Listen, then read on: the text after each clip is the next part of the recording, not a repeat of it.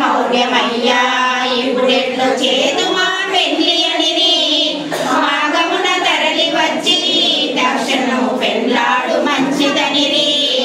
పెళ్లియే ముఖ్యమైతే బహులోకమేమైన చేతుమయ్యా లోకముల లేని రీతి పరలోక పెళ్లిని చేతుమనెను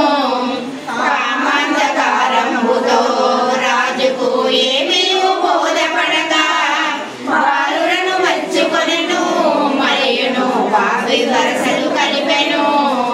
అటులైన వరదులారా ఒక పూట చేతును కాబోయే అల్లుడన్నే వెంటనే వంటలు చేయుమను రాజు మాటలు తెచ్చిరి బాలురు పెద్దలకు వివరించిరి